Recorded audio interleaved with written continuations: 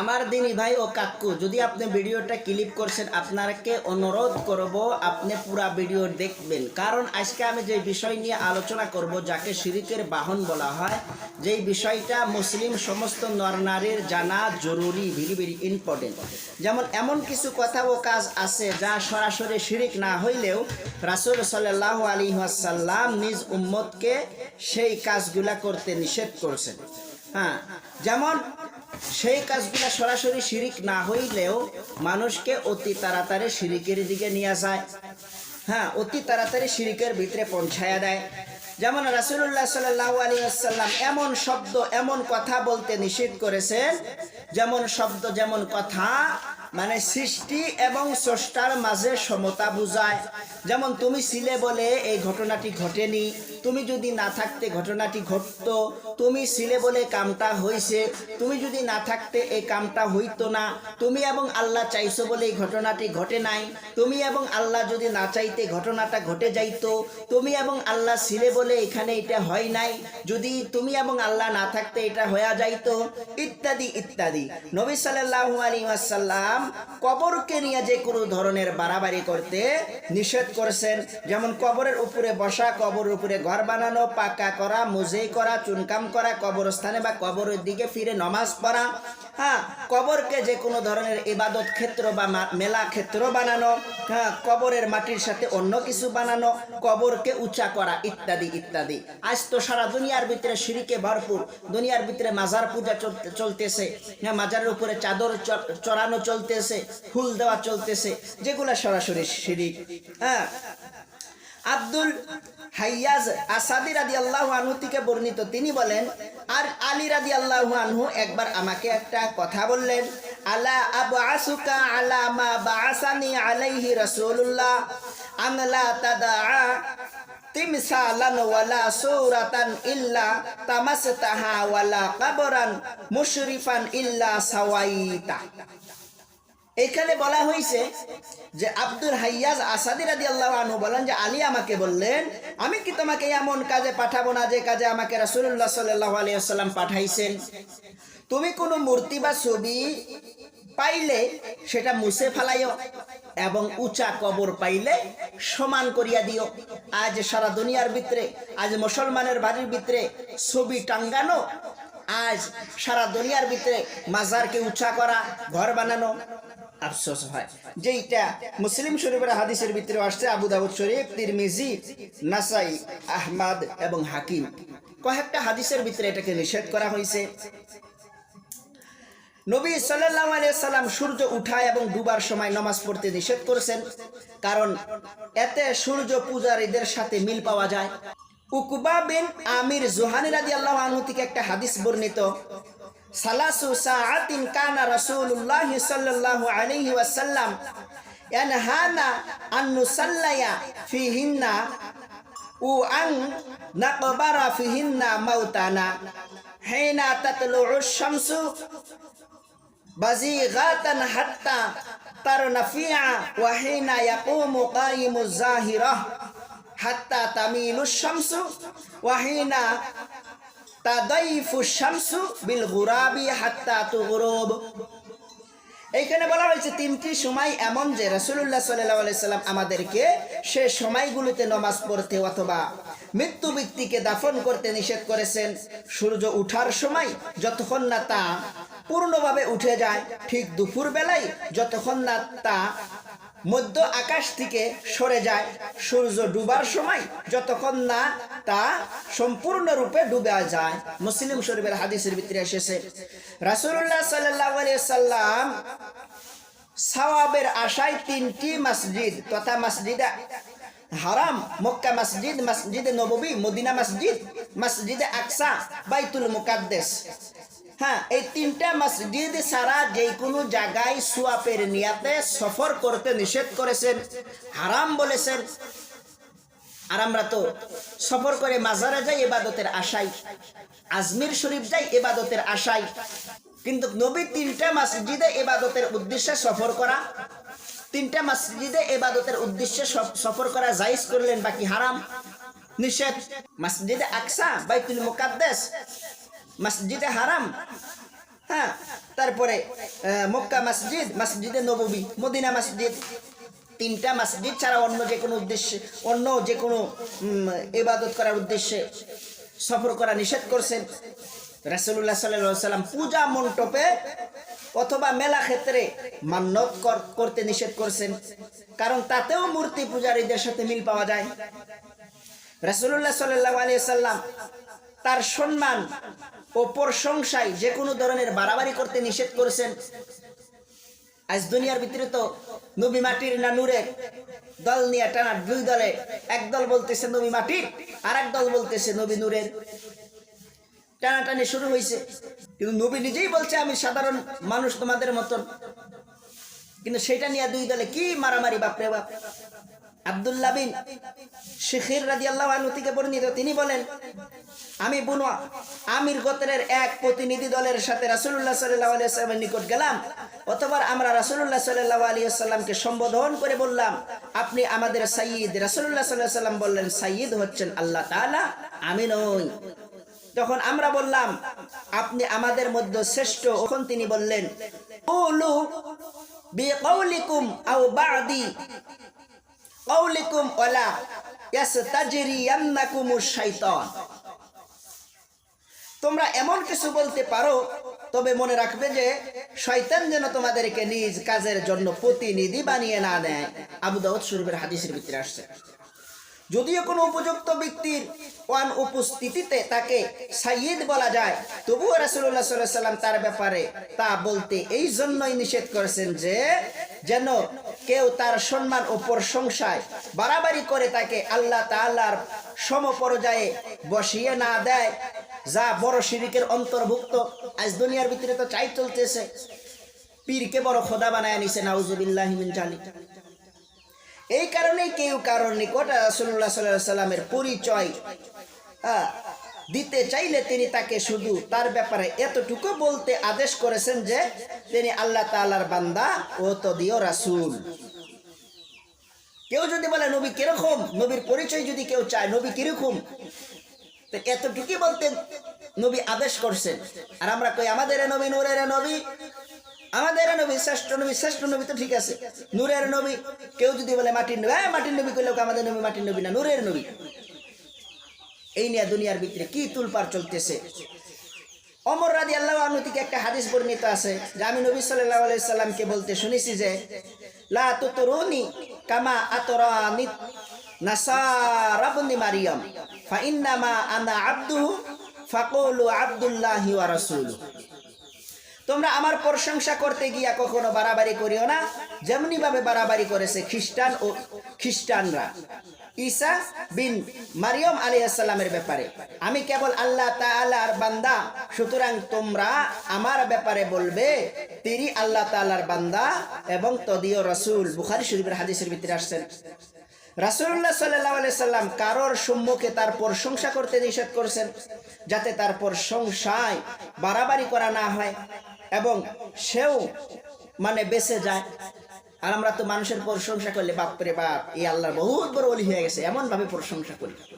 হ্যাঁ, এমনকি রাসূলুল্লাহ সাল্লাল্লাহু আলাইহি সাল্লাম কাউকে কারোর সম্মুখে প্রশংসা করতে দেখলে তার চেহারায় বালি ছুঁড়ে মারতে নির্দেশ দিয়েছে।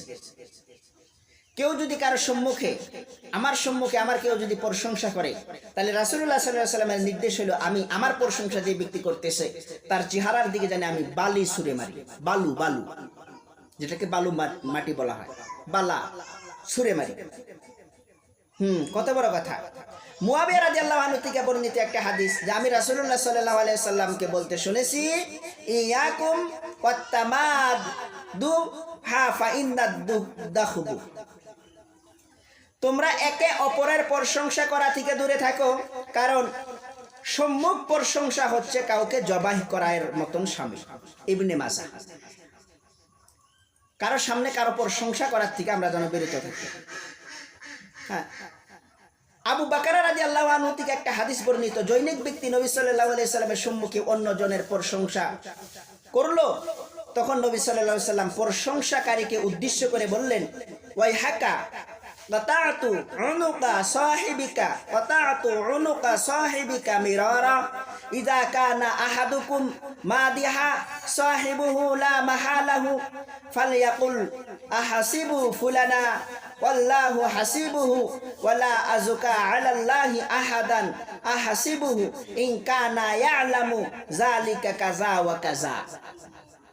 এক কথা কয়বার করে বলছেন, চিন্তা করে দেখেন। তুমি ধ্বংস হও, তুমি আর ঘাড় ভাঙ্গা ফেলাইছো, তুমি আর ঘাড় ভেঙে দিয়েছো, এই কথা রাসূলুল্লাহ সাল্লাল্লাহু আলাইহি ওয়াসাল্লাম কয়েকবার বললেন। তবে যদি তোমাদের কেউ অবশ্যই কারোর প্রশংসা করতে চায়, তাহলে সে যেন বলে আমি ধারণা করছি, তবে আল্লাহ তাআলাই ভালো জানেন, আমি তার উপর কারোর পবিত্রতা বর্ণনা করতে চাই না, আমি ধারণা করছি সে এমন এমন, সে ব্যক্তির ব্যাপারে এতটুকু বলবে যা সে তার ব্যাপারে ভালোভাবেই জানে। বুখারী, মুসলিম, আবু দাউদ, ইবনে মাজাহ কয়েকটা হাদিসের ভিতরে আসছে। হাম্মাদ রাদিয়াল্লাহু আনহা থেকে বর্ণিত, তিনি বলেন যে একবার জৈনিক ব্যক্তি উসমান রাদিয়াল্লাহু আনহুর সম্মুখে তার প্রশংসা করলে মিকদাদ রাদিয়াল্লাহু আনহু তার চেহারায় মাটি ছুঁড়ে মারেন এবং বলেন, রাসূলুল্লাহ সাল্লাল্লাহু আলাইহি ওয়াসাল্লাম বলছেন, ইজা রাআইতুম মাদ্দাহিনা ফাহাসুনি উজুহিমুত তুরাব, যখন তোমরা প্রশংসাকারীদেরকে দেখবে তখন তোমরা তাদের মুখে মাটি ছুঁড়ে মারবে। মুসলিম, আবু দাউদ, ইবনে মাজাহ তিনটা হাদিসের ভিতরে আসছে।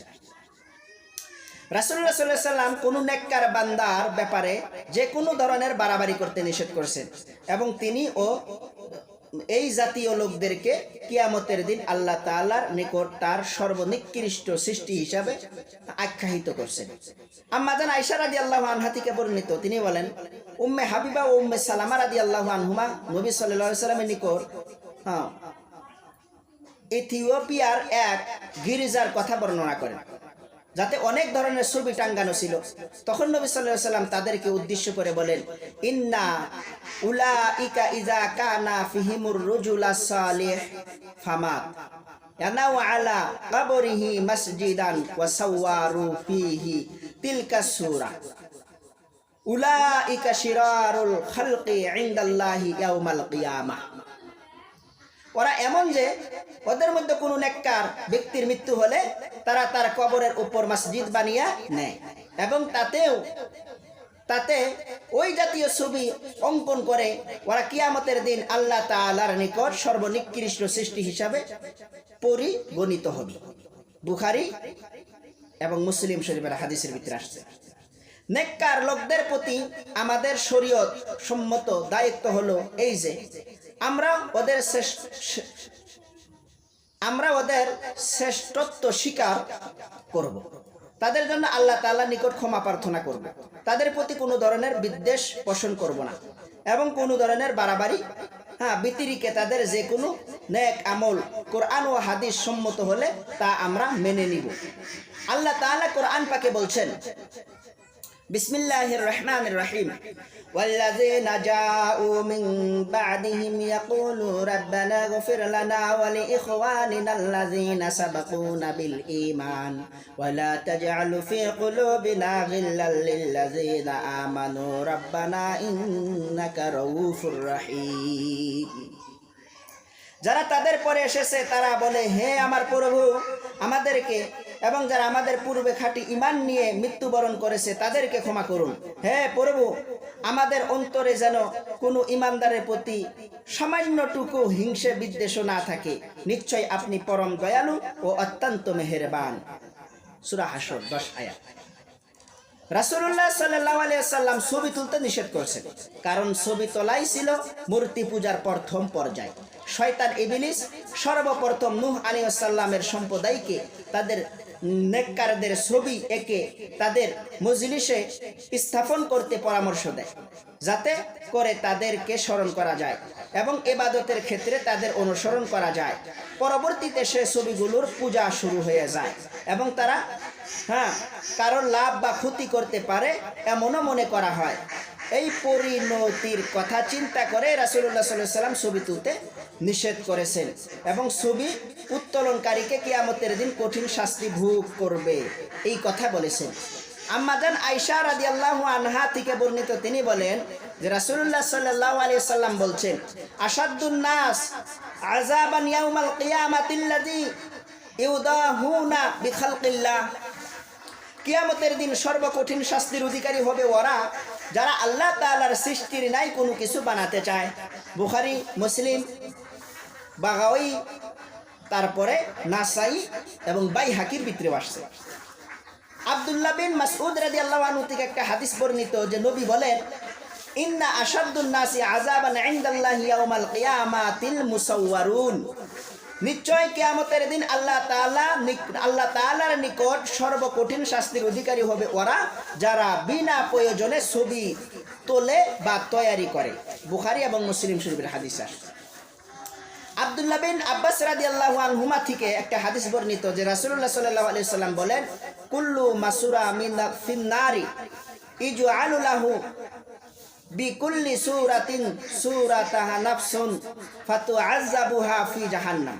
প্রত্যেক ছবি কার জাহান্নামী, প্রত্যেক ছবির পরিবর্তে তার জন্য একটি করে প্রাণী ঠিক করা হবে যে তাকে সর্বদা জাহান্নামের মধ্যে শাস্তি দিতে থাকে। মুসলিম শরীফের হাদিসের ভিতরে আসছে প্রত্যেক ছবির বদলে আখিরাতের দিন একটা করে প্রাণী ঠিক করা হবে যেগুলা জাহান্নামের ভিতরে শাস্তি দিতে। এটা আব্দুল্লাহ বিন আব্বাস রাদিয়াল্লাহু আনহু থেকে হাদিস। আরেকটা হাদিসের ভিতরে আসছে আব্দুল্লাহ বিন আব্বাস রাদিয়াল্লাহু আনহুমা থেকে যে মুহাম্মদ রাসূলুল্লাহ সাল্লাল্লাহু আলাইহি সাল্লাম বলছেন, মান সাওয়ারা সূরাতান ফিদ দুনিয়া কুল্লাফা ইয়াউমাল কিয়ামাতি আন ইয়ানফুখা ফিহা রূহা ওয়া লাইসা বিনাফিখ। যে ব্যক্তি দুনিয়াতে কোনো ছবি এঁকেছে কিয়ামতের দিন তাকে ওই ছবিগুলোতে রূহ দিতে বলা হবে, কিন্তু সে কখনো তা করতে পারবে না। বুখারী, মুসলিম, বাগাওয়ী, নাসাই, ইবনু আবি শাইবা, আহমদ, তাবরানি কয়েকটা হাদিসের ভিতরে আসছে। আখিরাতের দিন বলা হবে দুনিয়ার ভিতরে এই যে এগুলোর ভিতরে পারান ঢুকাও, পারান দাও। আম্মা জান আয়েশা রাদিয়াল্লাহু আনহা থেকে একটা হাদিস বর্ণিত যে রাসূলুল্লাহ সাল্লাল্লাহু আলাইহি সাল্লাম বলছেন, ইন্না আসহাবা হাযিহি সূরাতি ইউআযবুনা ইয়াউমাল কিয়ামাতি ইউকালু লাহুম আহইউ মা খালাকতুম ওয়া ইন্নাল মালাইকাতু লা তাদখুলু বাইতান ফিহি সূরা। নিশ্চয় ওই সকল ছবিকারদেরকে কিয়ামতের দিন কঠিন শাস্তি দেওয়া হবে। তাদেরকে বলা হবে, তোমরা যা বানিয়েছো তা জীবিত দাও, জীবিত করো, জিন্দা করো, কিন্তু তারা কখনো তা করতে পারবে না। নিশ্চয় ফেরেশতারা এমন ঘরে প্রবেশ করে না যে ঘরে ছবি টাঙ্গানো থাকে, ছবি বানানো থাকে। বুখারী এবং মুসলিম শরীফের হাদিসের ভিতরে আসছে। আরেকটা হাদিস হযরত আবু হুরায়রা রাদিয়াল্লাহু আনহু থেকে বর্ণিত যে নবী করিম সাল্লাল্লাহু আলাইহি ওয়াসাল্লাম বলছেন, ওমান আযলামু মিম্মান যাহাবা ইয়াখলুকু কা খালকি ফাল ইয়াখলুকু হাব্বাতা ওয়াল ইয়াখলুকু যাররাহ ওয়াল ইয়াখলুকু শাঈরা। ওই ব্যক্তির নাই জালিম আর কেউ হতে পারে না যে আমার সৃষ্টির নাই কোনো কিছু বানাতে চায়। মূলত সে কখনোই তা করতে পারবে না। যদি সে তা করতে পারত বলে দাবি করে তাহলে সে যেন একটি দানা, একটি অণু, পরমাণু এবং একটি জবাব বানিয়ে দেখায়। বুখারী, মুসলিম, বাইহাকি, বাগাই, ইবনু আবি শাইবা, আহমদ এই কয়েকটা হাদিসের ভিতরে আসছে। এই যে কথাগুলো যে আমি বললাম এগুলা সব হলো শিরিকের বাহন। এগুলার থেকে যেন আমরা বিরত থাকি, আল্লাহ যেন এগুলোর থেকে আমাদের বিরত রাখে। এগুলার থেকে যদি আমরা বিরত থাকবার না পারি তবে আমাদের দ্বারাই শিরিক হয়ে যাবে। আর এগুলার থেকে যদি আমরা বিরত থাকবার পারি অবশ্যই আল্লাহ আমাদেরকে শিরিক থেকে বাঁচাবেন। ওয়া আখিরি দাওয়ানা আলহামদুলিল্লাহি রাব্বিল আলামিন।